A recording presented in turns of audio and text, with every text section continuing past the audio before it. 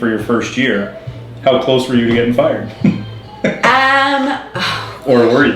No, I wasn't fired, but wow, like I was in the hot seat the first 6 months, big time, like big time. Yeah. Honestly, because everything I was doing, I was learning the stuff that already existed, and I was lucky to have some like admin stuff behind me that like, so I knew the main everyday things, like I had a track record there, like, which made me a little less fireable. And I did a lot of new things my first year, and they weren't directly related to like, it wasn't a campaign where you could measure it back to recruiting or profit. It was, I had a lot of experiential marketing. So at Humber, I put on events, and I just really like that sort of like event marketing experiential. So I did a lot of new sessions, and I brought like, we did one panel at, we did it at the Four Seasons, and it was like one of the heads of PCL and Oxford Properties and someone from the city of Toronto and like consultant come in and do all these sessions. And okay, at the beginning when I was trying things, he was looking, going, because he's very innovative, so it wasn't that he didn't get it, just his style is really different from mine. It's like, what is this? Where's the money? Where's this going? And you know, you're hard on your kid because you want to see them do well as well. So he'd come back and just go, no, like write me out, show me where this is going. And then people started coming back and saying, that was great. Like, and only then, after about half a year of that minimum, when people were like, Henry, that was fantastic. Like, can we do that again? It's like, okay, but you're on thin ice. Like, don't cause me trouble, kid. So now can you tie back like recruiting or retention specifically to it in dollars, or is it still more like how people, it's hard to value brand? Okay, I think like, so when I started, it was 2011, and I think there was always cultures, right? Like every brokerage has a culture. Some of it's by chance, but I think, you know, with this sort of the staple brokerages, it's by production as well. And I think that you can, I lost your question, tell me again. I knew where I was going. Can you tie revenue back retention, to those sessions? Revenue, not to the sessions, it's just way too hard to measure. Retention, 1,000,000%. It was crazy. We would get rooms. Okay, so we would get rooms like I packed hotel rooms, and it's actually really hard to get agents to come in. And back then, nowadays, I see a lot of recruiting through events, and like lifestyle marketing is like a very, you know, event marketing is a really big thing. Like your hotel does yoga, your like library does cocktails and weddings, like everyone mixes it up. But then it was actually not as much of a thing, so I think it was unusual. So I believe I can tie it back to retention. Yes, Dad. Maybe he can answer that. So what else did you do that you guys like found worked? There was, I should probably,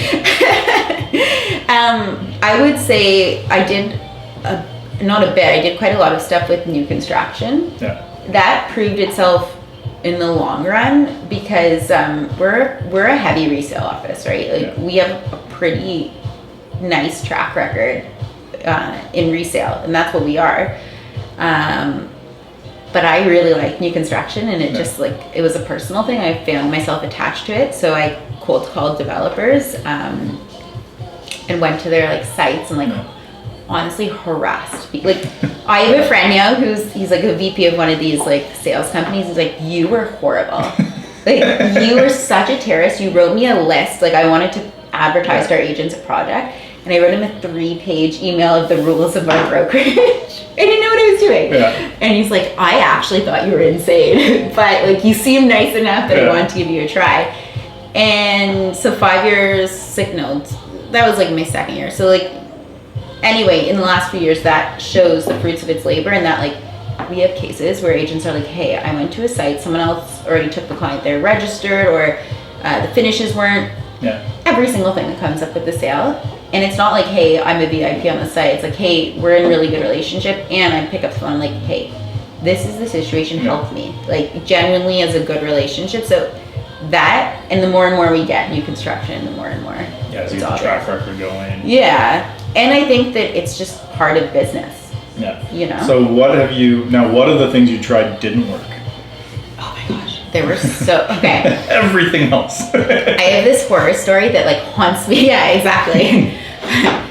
Pretending to be the boss from day one. So I did this course. This is like horribly. I hope Airbnb are great. I hope you never see this.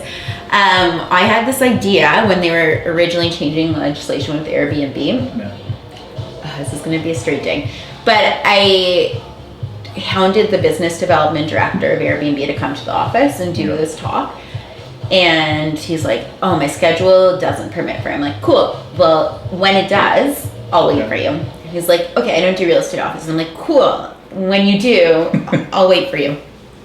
It's part of the problem when you bring in conventional people. Yeah.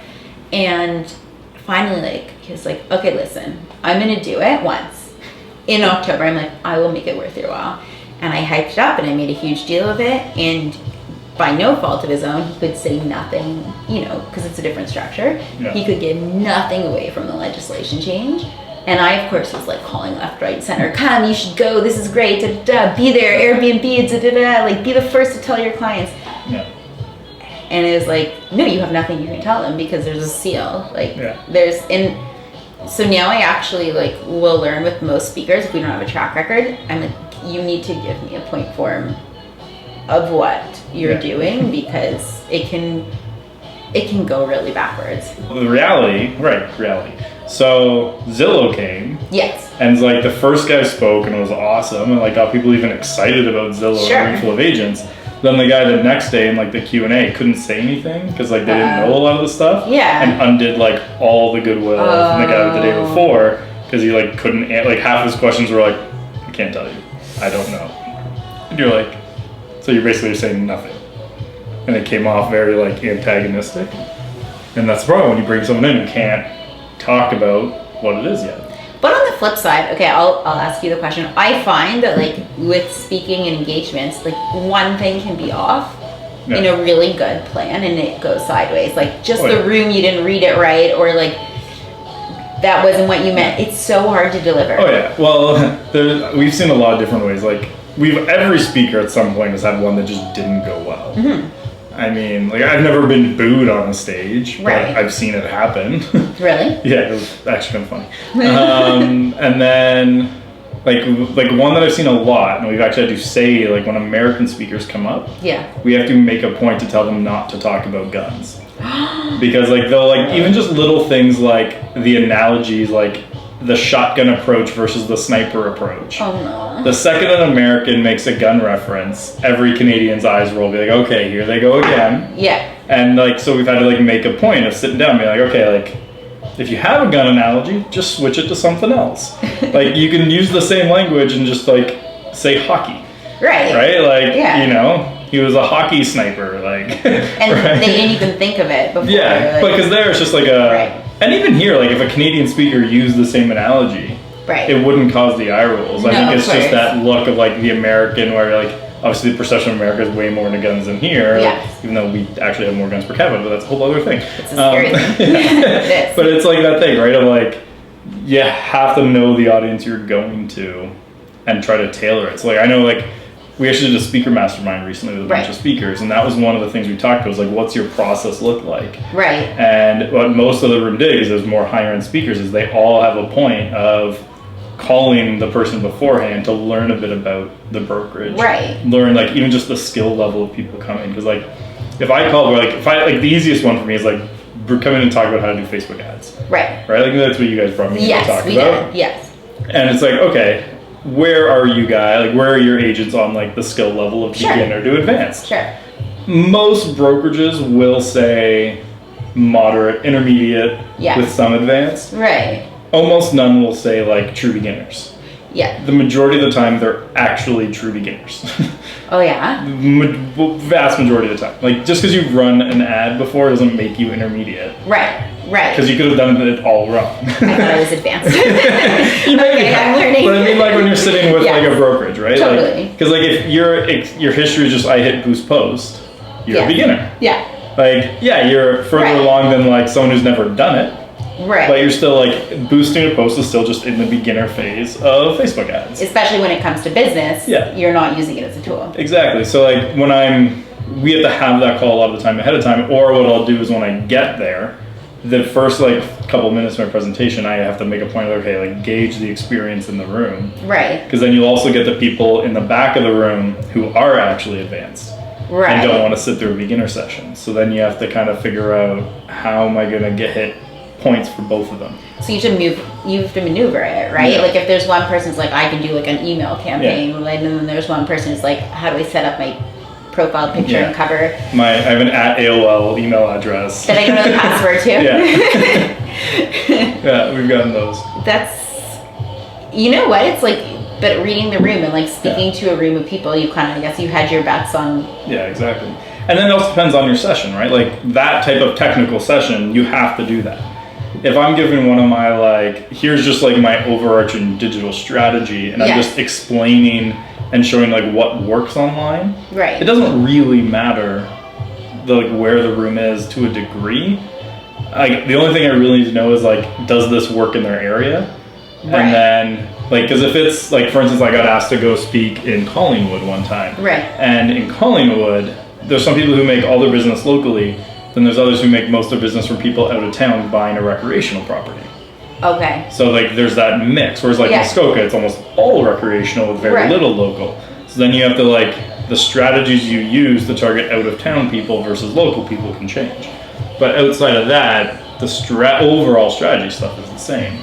But if you're teaching like a technical course, is it hard to make movement? Because, you know, when someone teaches me something hands-on, and if it's not exactly where I need to be and I'm not doing it 10 times, I find it really tough. Like I can take a piece and here and there, but I find that it's not. Yeah, you have to, I think what I've kind of figured out on mine is you have to get to a point where you're willing to let a couple people fall behind. Right. Because what happens is, if you stay with that person who like can't even minimize a window, then everyone else gets annoyed, and then they stop paying attention, and then this person only gets worse and worse as it goes. They have no chance. Yeah, so like what I'll do with them is okay, I'll follow up with you offline. Sometimes what I've done, we'll charge more, and I'll bring someone with me who floats around the room. Right. And they just jump to people having tech issues just to catch them up.